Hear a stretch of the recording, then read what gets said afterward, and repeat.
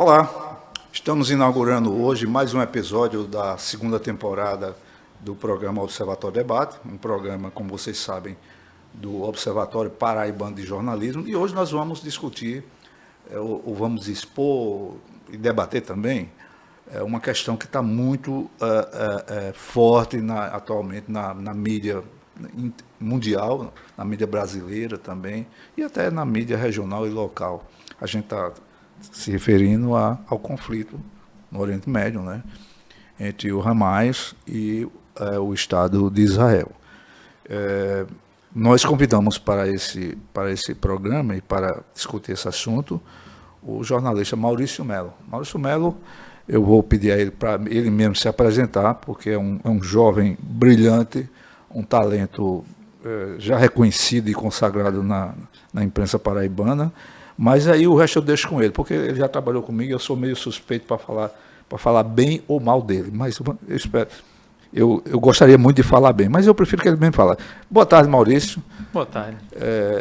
Como é que está você, primeiramente? Está tudo bem? Tranquilo? Estou bem. Tá bem, né? Tô, enfim, meio chocado com as imagens que a gente tem visto, como você pontuou, né? Pois não. Mas, enfim, bem, na luta. luta. Mas eu comecei fustigando você para que você se apresente. Eu acho que todo jornalista é meio cabotino, meio ou muito, né? Então a gente de alguma forma, a gente se apresenta bem, a gente fala bem de nós, falamos muito bem de nós mesmos, né? Então, Maurício, quem é Maurício Melo? De onde veio? O que ele pensa, o que come? Diga aí. Bem, eu sou jornalista formado aqui pela UFPB, com pós-graduação em especialização em jornalismo cultural e com mestrado em jornalismo profissional, sempre tentando abarcar ou, enfim, cobrir as pautas de direitos humanos ou enfim, voltadas à função social do jornalismo de maneira geral, né? Certo. Tive a chance, a oportunidade de trabalhar com algumas pessoas muito importantes, dentre elas você, né? Obrigado. Mas na criação dos portais aqui da Paraíba. Então, eu participei de algumas criações, né? Participei do Portal Correio, da criação, junto com você. Participei do Paraíba.com, que hoje em dia está numa outra empresa. Participei do Paraíba 1, participei da criação ou da conversão do Paraíba 1 no G1 Paraíba. Enfim, já rodei pela TV Cabo Branco, pela TV Manaíra, pelo Sistema Correio, do jornal. Enfim, já dei uma bela volta pela imprensa paraibana. Pude ver, acho que do melhor e do pior da imprensa e dos meus colegas.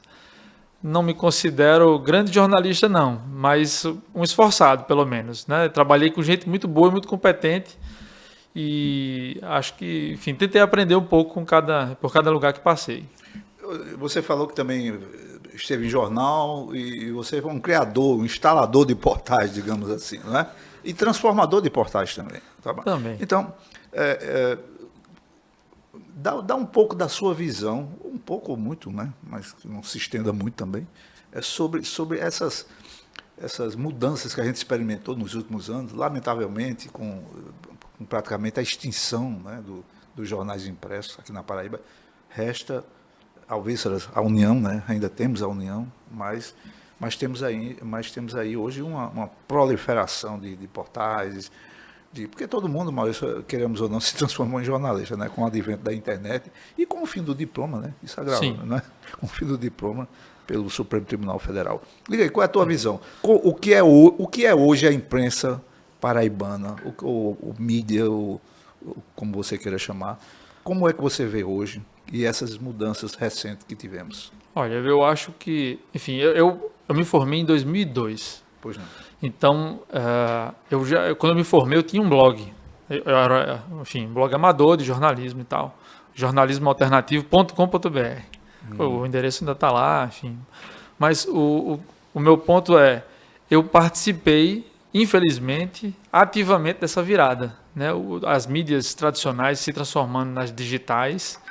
E uma coisa que eu pude ver e que ao voltar para a universidade para fazer mestrado, eu vi que era uma coisa universal, que estava acontecendo no mundo todo e não era algo apenas local, é que os meios de comunicação, os grandes grupos de comunicação, eles não se prepararam para essa mudança. Eles acreditaram que a digitalização era algo que ia vir e iria embora. Iria como algo suplementar. Suplementar ou que fugaz, que deixaria de existir. Assim, é uma moda que vai vir e vai embora. Você percebeu isso? Eu acho, a minha visão é que as empresas tiveram essa visão. Né? Então, eles não se prontificaram a fazer as mudanças e transformações necessárias. Então, eu poderia culpar a mudança toda como o advento da internet, ou com a falta de diploma, e tudo isso tem seu peso. Né? Mas eu acho que o fim do jornalismo impresso, por exemplo, o fim dos jornais impressos que a gente viu, eles têm basicamente a culpa dos donos desses jornais, em grande medida. Porque até o dia do fechamento, eles estavam crentes de que era uma coisa que ainda ia ter volta. Então, os jornais impressos de hoje, e a gente pode pegar o da União, que ainda está aberto, como exemplo, eles ainda são muito mais parecidos com os jornais dos anos 60, 70, do que com as mídias de hoje, as outras mídias de jornalismo. Então, eles pararam no tempo. A gente veio dos 60 para cá, ou dos anos 80, 90, enfim, para cá, a gente foi vendo a venda de jornais caindo, até que fecharam os jornais. E não houve nenhuma grande transformação. A gente via transformação de layout, a gente via mudança de corpo jornalístico, mas a gente não via mudanças estruturais. Né? Eu lancei um site, Então, para mim, só para exemplificar, uma coisa que a gente uma coisa que nunca aconteceu aqui na Paraíba foi transformar os jornais em marcas. Que, por exemplo, usando o Portal Correio como exemplo, eles deixaram o Jornal Correio morrer e deixaram em paralelo, ou criaram em paralelo o portal, para quando o jornal impresso morresse, ter o Portal Correio. Hoje eles têm são dois sites que concorrem entre si dentro da mesma empresa. Né? Então, já há alguns anos, eu vinha propondo que a gente se visse, nós jornalistas, não como vendedores de papel, mas como vendedores de conteúdo. Então, o jornal é conteúdo, não é necessariamente a plataforma. Pode ter a forma é sim a deontologia, a forma de fazer, isso sim é jornalismo. Mas o papel, o tablet, o rádio, a TV, isso não deveria ser um obstáculo para o jornalismo acontecer. Então, no caso do Sistema Correio, por exemplo, acho que poderia ser Jornal Correio e tudo ser Jornal Correio. Sim. Porque é o conteúdo com a chancela Jornal Correio. Como o Jornal do Brasil manteve. Sim, é um bom exemplo. Manteve. Isso. Eu concordo em parte com você, mas eu citei dois problemas que agravaram contribuíram para o agravamento dessa situação. Mas tem muito mais, é evidente. Né? O advento das redes sociais aumentou ainda mais essa voracidade pela instantaneidade da informação. Né? Então, hoje, as pessoas consomem informação numa velocidade que não permite a um jornal, até inclusive pelo custo industrial do jornal impresso, né? Que ele chegue, como é que se diz, para e passo, ou mais ou menos assim, ao mesmo tempo que a informação produzida na internet. Não tem como. Sim. Não tem como.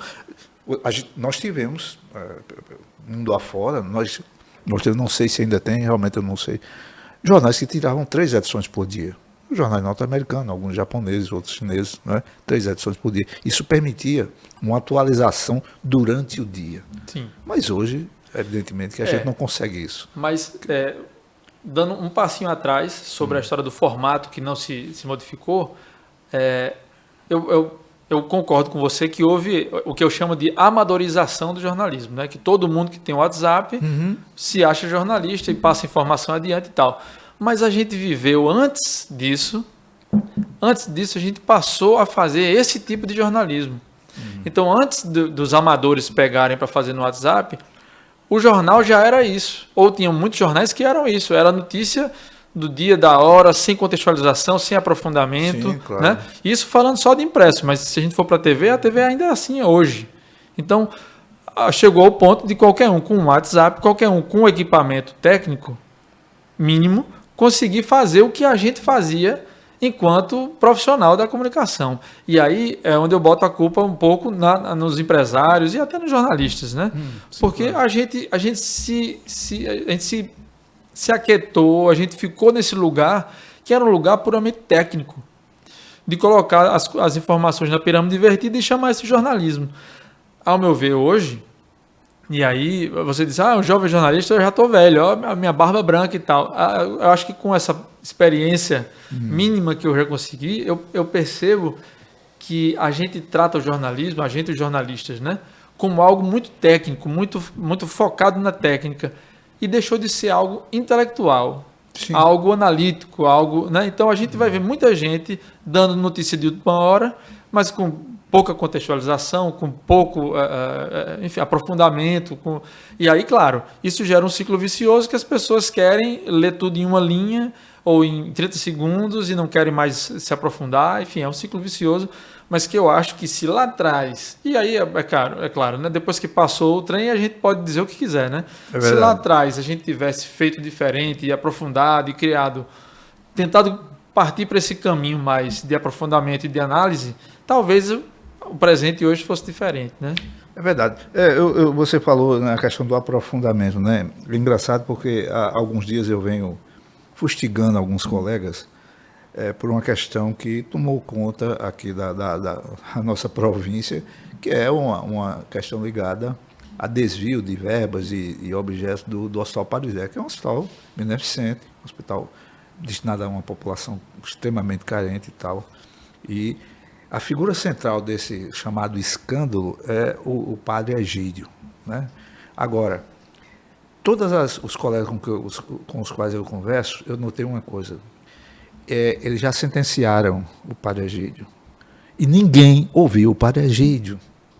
Tá? Eu gostaria de aproveitar, antes da gente entrar no nosso assunto mesmo, mas sim, vale porque eu acho impressionante. Alguns portais, realmente eles se restringem a colocar as informações que, na sua maioria das vezes, tem como fonte única ou a polícia, ou o substituto do padre Egídio, ou o GAECO, que o GAECO entrou nessa, e até hoje eu não entendi porquê, mas tudo bem, mas está aí. Então você já tem uma opinião formada, e o que é pior, já começa uma derivação perigosa, que é de incluir o próprio arcebispo Dom Delson, né, como uma espécie de cúmplice das coisas que acontecem. É uma coisa assim absurda, e eu realmente fico indignado com isso, porque se eles são culpados ou não, quem vai dizer isso que são é uma investigação séria, né, e um processo legal, o chamado devido processo legal, que pressupõe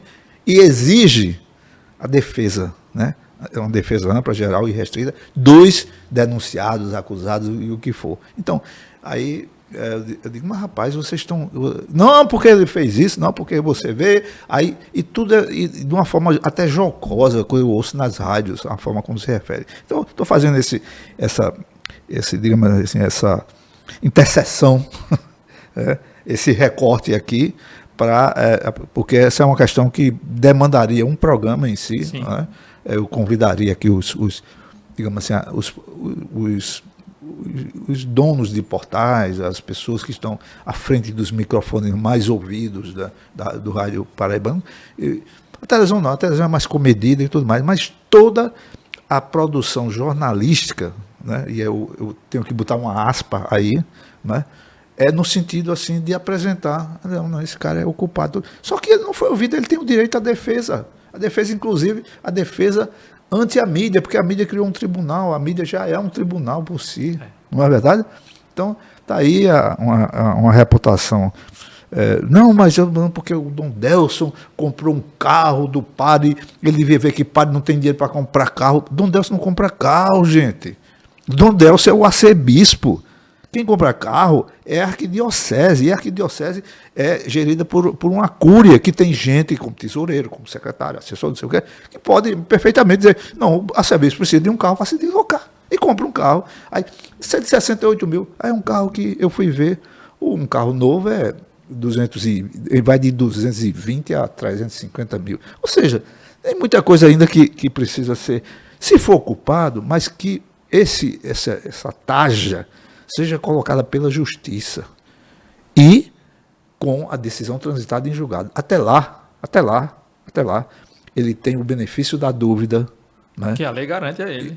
Que o benefício da dúvida, e até lá ele tem a presunção de inocência. Então, colegas, é isso aí, tá certo? Isso é uma posição que eu gostaria de deixar claro aqui. Desculpem estar usando esse espaço, que o nosso assunto é outro, mas, Maurício, voltando ao seguinte. E, Maurício, diante de que você avaliou aí da nossa mídia, como é que está essa questão para você? Nós temos uma mídia pró-israelense, eu digo, tanto em nível de Brasil como nível local. Qual é a sua avaliação disso? Vamos lá. Basicamente, sim, pró-Israel, né? A nossa mídia, não só paraibana como brasileira. Mas eu acho que isso tem a ver, quer dizer, não é de hoje, não é algo que surgiu ou que aconteceu agora. Eu tive a oportunidade, Rubens, de estar na Palestina em 2019. E num tour político, conheci alguns projetos enfim, passeei. Israel mais Cisjordânia é menor do que o Espírito Santo. Sim. Né? A faixa de Gaza é como se fosse de Olinda até ali Boa Viagem, Jaboatão. É uma área muito pequena. Né? Então, é tudo muito pequeno, é tudo muito apertado. A gente, quando fala o país, não sei o quê, pensa numa coisa como o Brasil e é completamente diferente. É tudo muito pequeno. E o que vi lá, fiquei chocado, fiquei horrorizado, porque tinha lido sobre, tinha visto alguns programetes de ativistas a respeito de Gaza e da Palestina de maneira geral, e algumas coisas eram tão absurdas que isso com certeza tem uma carga aí puxando para o ativismo e tal, não é assim. Cheguei lá e era daquele jeito mesmo, ou até pior. Estava comentando aqui há pouco que em alguns lugares, se você chega com câmera, você não entra. Mas não é um prédio que você quer entrar. É uma rua que você quer transitar para ir conversar com um morador. E a rua está fechada por um checkpoint no começo e outra no fim, porque mora lá um israelense no meio de um bairro que é só de palestinos, numa cidade palestina. Então tem soldados. Chega ao absurdo de em Hebron, que é essa tal cidade, tem mais soldados israelenses do que israelenses morando em Hebron. Tem mais soldado para fazer a segurança desses que moram lá do que gente morando. Mas então, você chegou com câmera, está negado o seu acesso. Aí você tem que ir com o celular, ir lá dentro, depois que passa, usa o celular e tal. Né? Então, uma série de absurdos. Voltando para o Brasil, eu percebi, ou ainda na chegada lá, eu percebi que eu não sabia nada de fato sobre... Só para situar, quando foi que você esteve lá? Em 2019. 2019 você falou. Não, é para a gente situar bem que você foi antes. Antes dessa... Apesar de dessa nova intifada, digamos assim. Isso, mas que você sabe que todo mês 200 palestinos são assassinados, né? Não precisa do Hamas agir para assassinar palestino na Palestina. Mas, voltando, eu percebi ao chegar lá que eu não sabia nada da Palestina. Que eu fiquei lá 10 dias hospedado no campo de refugiados e eu fui preparado, Rubens. Vai ter gente que vai assistir e vai rir de mim. Eu fui preparado para, vou chegar numa situação lá precária, vou levar uma lanterna, porque se for uma barraca, se for um ambiente... Eu fiquei hospedado num prédio de 3 andares, da mesma família. Porque lá, o campo de refugiado, o que na minha cabeça são aqueles campos de refugiados recentes da Síria e tal, aquelas tendas, tem 70 anos. Nossa. Tem 70 anos, então são bairros estruturados, completos e tal, né? Então, já a minha ignorância, já de cara eu percebi que, olha, não é assim, né?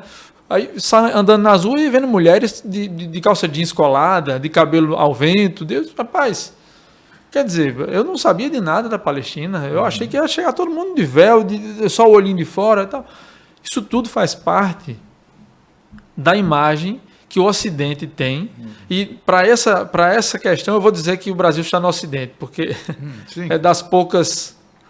Enfim, a geografia física mesmo, nós temos sim no Ocidente, mas nós somos tratados como orientais pelo resto do mundo, a Europa, os Estados Unidos e tal, né? Mas enfim, percebi que a mídia ocidental, ela faz o que hoje eu conheço alguns autores que tratam sobre o assunto, então Eduardo Said, ou mesmo Ilan Pappé. Eduardo Said é um palestino, Ilan Pappé é um israelense, né? São 2 autores que tratam sobre Israel e Palestina.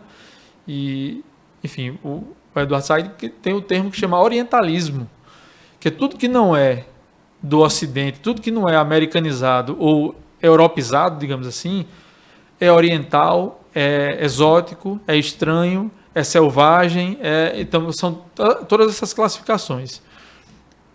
As mídias no Brasil, e ainda mais agora com essa aceleração dos dados, com tudo tem que ser rápido, eles se valem. E aí o jornalismo comercial sempre fez isso, a TV faz isso o tempo todo, né? Se vale de estereótipos. Não por uma questão de maldade, de maneira geral, mas porque o tempo é curto. Certo. O tempo é dinheiro na TV, então o tempo é curto. Para explicar uma grande coisa, ele se vale de um estereótipo. Então os estereótipos estão aqui e ali, eles já sabem. Então quando fala de nordestino, o estereótipo está criado. Com certeza ele vai estar com chapéu de couro, vai estar com sede, vai estar com fome. Né? Esse é o nordestino. Se ele está no Oriente Médio, com certeza é um árabe, é um homem-bomba. Esse é o estereótipo criado e que não é desmentido. Né? Nunca é desmentido. Eu diria até, não é esclarecido. Não é esclarecido, não é aprofundado. Não é aprofundado, exato. Então, ele se vale do estereótipo para ganhar rapidez na hora de passar a notícia. No caso específico desse conflito que existe entre Israel e a Palestina, aí eu estou falando a Palestina de maneira geral, Israel é o Ocidente incrustado no Oriente Médio. Israel é formado por estadunidenses, franceses, alemães, enfim, o pessoal da Oceania, né? Australianos, na verdade, ingleses. Esses são os israelenses, né? Que eles foram de todos os cantos para ocupar aquele espaço. Então, não estou aqui nem querendo fazer julgamento, pelo menos não nesse momento, né? Mas o fato é que essas pessoas chegam com costumes ocidentalizados, né? E isso parece muito mais conosco ou com o que a gente consome. Mais uma vez, a gente consome como se fosse ocidental, mas nós somos tratados na Europa ou nos Estados Unidos como sendo latinos. Isso. Que é mais próximo do oriental do que do ocidental para eles, né? Não geograficamente e fisicamente, né? Mas nos costumes. Mas o que a gente consome é a cultura ocidental, é a cultura basicamente estadunidense, né? Muito mais do que a europeia, inclusive. Pelo menos em conteúdos de mídia, né? Perfeito. Agora, Maurício, temos uma questão aí que a gente não pode fugir dela, que é a seguinte. Esse conflito ele foi deflagrado no dia 7, se não me engano, dia 7 deste mês. Né? Sim. E foi deflagrado por uma ação de surpresa, um ataque surpresa do Hamas, que, até onde eu sei, é um grupo que também, além de ser extremista, né, comete atos terroristas, como aquele que foi... Não dá para classificar de outra forma. Né? Eu não estou com isso elidindo ou sugerindo que Israel não cometa terrorismo, como comete terrorismo de Estado, pelo menos na minha visão. Quando, por exemplo, assassina palestinos, né, indistintamente, tanto lá na Cisjordânia como na faixa de Gaza, que é ao longo do tempo. Mas tudo bem. Então, você vê alguma justificativa para aquele ataque? Você vê alguma justificativa para aquele ataque ou não? Ou você acha que o ataque poderia ser, a questão poderia ser tratada de outra forma pelo próprio Hamas, que me parece que tem como propósito a extinção do Estado judeu, da mesma forma como Israel tem agora como propósito a extinção do Hamas. Isso eu vi numa tradução de um depoimento de um ministro da guerra ou do exército israelense, entendeu? Então, esse é um jogo que não vai dar empate, não vai dar 1-1, tá certo? E considerando a correlação de forças, você tem uma potência nuclear, basicamente é isso, né? Com tanques, mísseis, e você do outro lado tem jogadores de pedra. É o canhão contra o estilingue. Basicamente é isso. Mas mesmo assim, com toda essa desigualdade, com toda essa desproporcionalidade de forças, né, com todo o histórico desses conflitos, na minha visão, não dá para justificar a ação. Como não dá para justificar a reação. Tá certo? E você, como é que se põe nessa história? Pois é. Vamos lá. Então, como eu disse aqui no começo, eu tento militar pelos direitos humanos. Isso. Então, os direitos humanos, ele impõe regras para que não se chegue às vias de fato, né? Para que não se chegue a ataques de lado A ou B, né? Mas como evitar? E aí eu quero tentar contextualizar um pouco, né? Não vou nem voltar 70 anos, né? Mas a gente precisa pensar em Gaza como uma cidade cercada por muros e por mar, em que as pessoas que estão dentro estão presas, elas não podem sair para outras cidades, né? Elas não têm acesso a sair. Mais do que isso, a Palestina tem uma autoridade, tem um presidente, digamos assim, que é o representante da Palestina, e ele não pode entrar em Gaza. Ou seja, ele não tem poder em Gaza. O Hamas é uma força que é antagônica à autoridade palestina. Exato. Né? Então, ele enquanto partido, o Hamas enquanto partido, foi derrotado na Palestina. Mas dentro de Gaza, onde onde a água é racionada, comida é racionada, a violência está presente todos os dias. Né? Então, o que restou àquela população de Gaza, e eu estou falando de 2 milhões e pouco de habitantes, foi seguir ao comando que há lá dentro.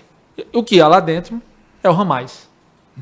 Com arma ou sem arma, com mais violência ou menos violência, mas é o Hamas que manda lá dentro.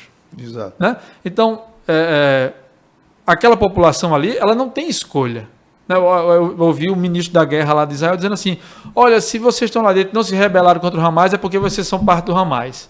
Isso. Que ele disse, nós vamos acabar com o Hamas. Pô, mas se o Hamas for 10 pessoas dentro de Gaza, e todo mundo que não se rebelou contra essas 10 pessoas vão ser executadas, eles vão matar 2 milhões de pessoas. E não tem 2 milhões de pessoas armadas lá dentro. Inclusive, a população da Palestina é maior do que a de Israel, né? A idade, sim. A idade média lá em Gaza é 17 anos. Desses quase 5 mil, aliás, desses pouco mais de 5 mil palestinos que morreram do dia 7 para cá, pouco mais de 5 mil, se considera que metade disso tem menos de 18 anos. E que mais de um terço era criança pequena. Né? Aí tem os idosos, aí tem, enfim. Então, eu não consigo dizer que a atitude de Hamas é uma atitude terrorista, sem dizer que ela é necessariamente o fruto do que vem acontecendo em Gaza. Sim. Né? Então, você vai desculpar o que eles fizeram? Não é esse o ponto, inclusive porque as coisas estão acontecendo ainda. A gente está acompanhando aí pela mídia oriental, né? E aí a Rússia entrou nessa jogada e agora a Sputnik tem dado notícias sobre a guerra de Gaza, enfim. E a gente percebe, aliás, é tão louco que a própria mídia de Israel é menos israelense, entre aspas, do que a brasileira. Né? A gente tem visto depoimentos. Sim, justamente é isso, né? Porque eu te provoquei no sentido da tua posição pessoal, mas para você fazer o contraponto com o que você está vendo na mídia. Sim, né? Me parece claramente que isso contrasta com a realidade que se vive lá, o que a mídia percebe e repassa para todo o seu público consumidor, digamos assim. Então, a gente teve agora, ontem, 2 senhoras que são reféns desde o dia 7, estavam reféns desde o dia 7, elas foram devolvidas para Israel. E elas fizeram declarações para a imprensa israelense. Né? E uma das senhoras com 85 anos. Então, e ela falou. E aí, enfim, quando você vai ver a entrevista toda, ela para começar, o Hamas, de maneira autopromovida, digamos assim, filmou toda essa ação da devolução das idosas e tal, porque eles queriam, obviamente, promover essa imagem. Fazer a imagem. Né, fazer também, a imagem, é isso. Né? Mas, claramente, então, colocando isso, elas foram devolvidas e uma vez em Israel, elas estavam falando, não, nós somos bem tratadas, a gente não faltou comida, não faltou água, a gente recebia chá, eles eram muito corteses conosco e tal, não sei o quê, mas o repórter ficava lá. Não, mas você não teve medo? Não. Eu tive medo, eu vivi o inferno. Imagina, ela foi pega à força no dia 7 e levada para longe de casa, à força. Claro que ela viveu o inferno. E aí, veja que a mídia israelense oferece todo o texto. Quando você chega no Brasil, aí o Estadão dá assim. idosa feita refém por Hamas, disse que viveu o inferno. Ponto. Acabou a informação. Aí veja, poxa vida, né? Aí tem uma outra refém que foi libertada há alguns dias, que também na mídia israelense deu uma entrevista completa lá, e que ela explicou que no dia que houve a captura dela e de tantos outros, no dia 7, naquela ação de invasão do território israelense pelo Hamas, ela disse que ela morreu de medo, teve muito medo, porque acabou que ela viu o companheiro dela ser assassinado, morrer baleado, ela viu dezenas, talvez centenas de pessoas morrendo ao lado dela, porque na troca de tiros, o exército de Israel atirou em todos e matou todos, sequestradores e reféns. Então, quando você pensa que ela está dizendo que a morte foi provocada por um tiroteio e não... Porque a imagem que a gente vai assistir no Fantástico ou no Repórter Record, enfim, é que aparecem as imagens dos caras do Hamas dando tiro e tal, na parede, destrói prédio e tal. Quando a gente vai ouvir a refém, não, eles estavam levando a gente, inclusive ordeiramente, para atravessar a fronteira de volta para Gaza. Porque eles tinham interesse, obviamente, de trocar por presos políticos. Então eles não iam matar os reféns. Isso. E aí, de repente, morreram centenas de reféns com bala de Israel. Isso a gente não vê, ou pra gente é preciso garimpar na nossa mídia. Para chegar a um... Mas aí, Rubens, isso é dos últimos dias e, enfim, as coisas estão acontecendo ainda. Mas tivemos só interrompendo, desculpa, mas sim, a propósito, né, dessas atrocidades que são cometidas ou de um lado ou de outro, mas aí você vê um cara como Jorge Pontual, jornalista consagrado, da Globo e tal, engolir não, ele simplesmente passou adiante aquela história da degola de bebês israelenses, não foi isso? 40 bebês degolados e tal, que alguém viu, ninguém viu tal, mas está ali. O próprio exército israelense disse não confirmou essa informação, mas aí passa isso e as coisas começam a se reproduzir de uma forma interessante. E ele nunca voltou atrás nessa informação, né? Ele, o Pontual, eu digo. Não, da mesma forma como a Simone Waldvogel, que vai ser da Globo News, ela deu uma declaração de que... Não, declaração não, ela comentando no noticiário, disse, esse pessoal aí é ligado ao PT. Aí, bom, que o Hamas tinha uma espécie de convênio com o PT, né? A outra fake news muito comum nessa parada aí, é de que Lula doou 25 milhões ao Hamas. Então, sabe, aí você vem... Aí, não, porque o Lula, inclusive, qualificou como terrorismo, né, o que o Hamas praticou. Isso foi agora, sexta-feira agora. E essa história da ligação do PT, não é só o PT, foram 25 parlamentares de estados, e não só federais, mas de outros estados, petistas que se juntaram e apenas endossaram uma proposta abraçada pela ONU, Organização das Nações Unidas, que representa, queira ou não, 200 países. A ONU não classifica o Hamas ou não classificava até então como organização terrorista. Da mesma forma que a Noruega, a Suíça e outros países, né? Entendeu? Sim. Então, eu acho, sabe, Maurício, é uma coisa tão forte para a gente, mas isso não chega, esse tipo de informação que a gente está discutindo aqui, não chega no público. O que chega no público é um bombardeio incessante que caracterizam, né, os palestinos como bandidos e os israelenses como mocinhos. Lamentavelmente é isso. Quando os órgãos internacionais que medem isso, de alguma forma, dizem o contrário, né? Porque está aí a ONU. Sim. A ONU faz décadas que aponta os crimes de guerra e crimes internacionais lá na Palestina, né? Perpetrados por Israel. Então não é de hoje que isso está, mas as coisas não... Chega um momento em que a mídia escolhe o que quer dar. E aí é onde eu acho que tem uma perversidade, tem uma maldade que não é apenas ignorância. Porque eu a princípio, olha, as pessoas não se informam, e aí incluindo os jornalistas, não se informam, não sabem o que acontece, acabam repassando com base nos estereótipos. Isso. Mas chega um momento que você é obrigado, para você manter essa imagem do estereótipo, você tem que passar por cima de órgãos como a ONU. Rapaz, a ONU está dizendo que isso não pode. A ONU está proibindo ele de fazer isso. Ora, Israel tem invadido terras, não só da Palestina, mas do Egito, da Síria, da Líbia, sistematicamente há anos. A ONU vem apontando, mas com o poder de veto americano não tem como fazer sanções. Não tem. Né? Mas isso não quer dizer que a comunidade internacional não veja.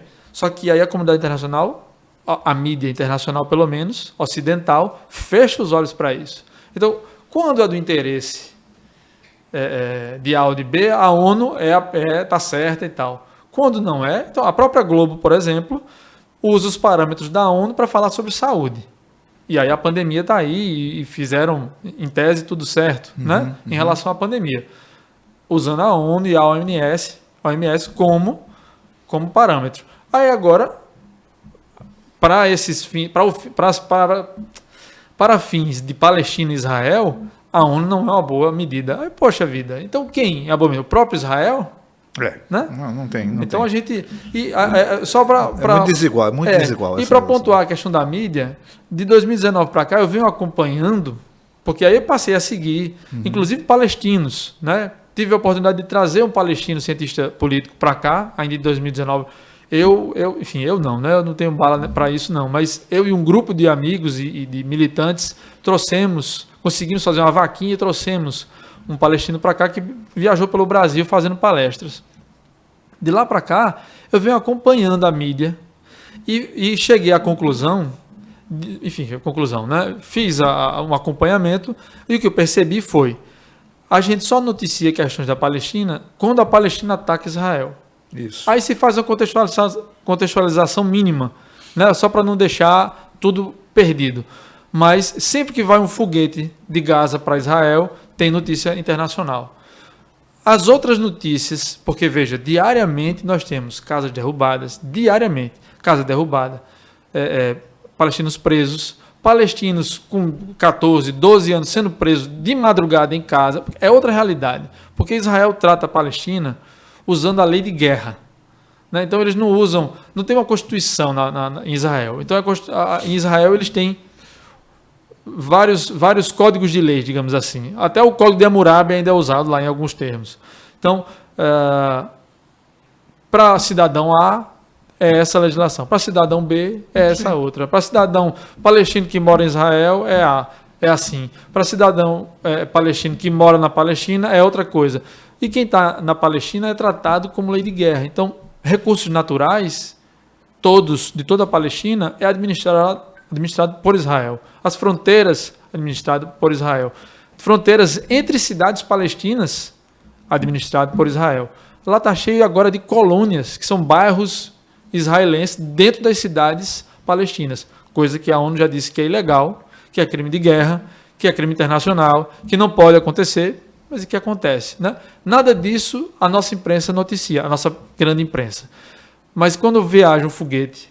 Sim, Aí sim, porque o foguete quase pegou num prédio aqui em Tel Aviv, então aí é um absurdo e tal. Mas veja, e aí, só para tentar dar um grau de gravidade, a gente tem ouvido agora a mídia internacional e a israelense dizendo que esse é o pior ataque que os judeus já receberam desde o Holocausto. E eles estão, digamos que com 1.000 mortos agora. Não vou nem lembrar que uma parte desses foram eles mesmo que mataram, né? Capturando lá os reféns, enfim, matando os reféns junto com o sequestrador. Não vou nem usar isso porque isso ainda está ocorrendo, ainda é passível de verificação, certo? Mas, se com 1.000 mortes no ataque, eles estão dizendo que é o pior ataque desde o Holocausto, imagine qual é a situação da Palestina em que mensalmente eles morrem. Mensalmente, faz 75 anos. Se você for ver na média, 200 palestinos morrem por mês. E morrem não é que estavam em combate. Estava com fuzil e trocaram tiro. Não. É um menino jogando pedra na torre. É um camarada que estava na frente da escavadeira para não derrubar a casa dele. É o camarada que foi preso, torturado dentro do presídio e morreu. Porque Israel tem presídios apenas para palestinos. Então, a gente tem lá milhares de palestinos presos nos presídios israelenses, mas não tem nenhum israelense preso em presídio palestino, por exemplo. Né? Porque eles não têm essa autonomia, não têm esse controle. E tudo isso, né? E tudo isso reflete, né? Até nos espaços da mídia local. Hoje eu andei olhando alguns blogs, até para poder ter subsídio ou subsídio, como preferem alguns, debater um pouco, conversar um pouco com você sobre essa questão. E vi o seguinte: a reprodução em alguns portais na verdade, eles estão reproduzindo o que bebem na fonte da grande mídia. Né? Então, artigo de Hélio Gaspari, e é sempre uma coisa assim, focada no governo, no Lula, no governo, entendeu?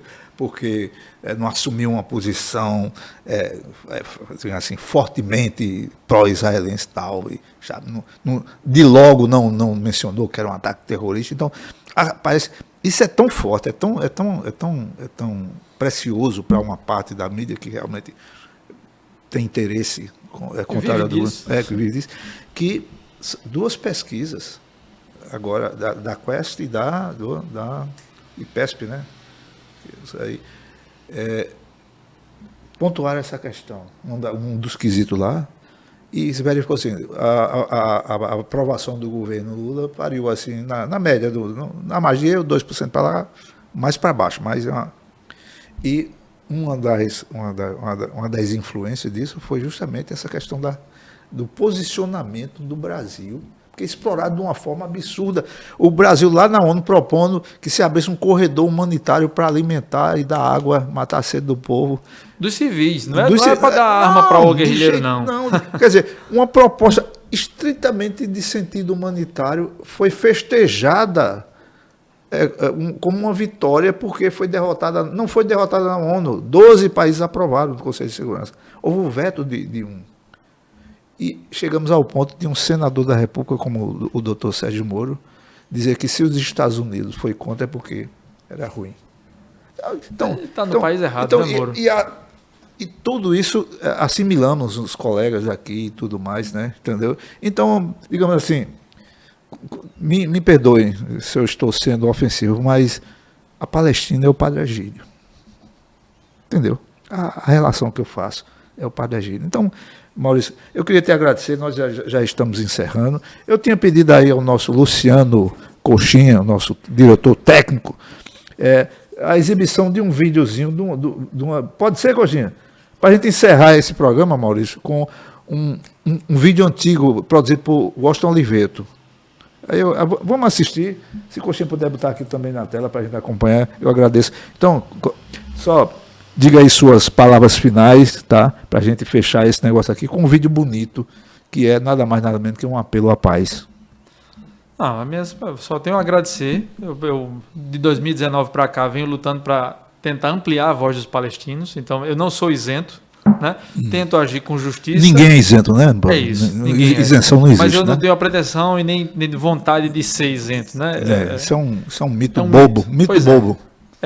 Concordo com você. Então, enfim, estou à disposição, né? Quero fazer o melhor e lutar pela justiça e pelos direitos humanos. E agradecer pelo convite de estar aqui. Eu agradeço essa sua militância, que é, no final das contas, uma militância em favor do bem. Vamos lá, Coxinha. Solta aí. Esse comercial não tem mulher de biquíni, não tem cachorro, não tem criança, não tem bebezinho. Esse comercial não tem casal, não tem beijo, não tem pôr do sol, não tem família tomando café da manhã. Esse comercial não tem música de sucesso, não tem efeito especial, não tem tartaruga jogando bola. Esse comercial não tem gente famosa nem garoto propaganda. Porque esse comercial é para vender um produto que ninguém precisa ser convencido a comprar. Esse comercial é para vender um produto que você adora consumir. E que, por sinal, você até já comprou. Só que não estão entregando. É um produto que não tem marca nem tem slogan. Não tem embalagem, nem faz promoção tipo leve 3, pague 2.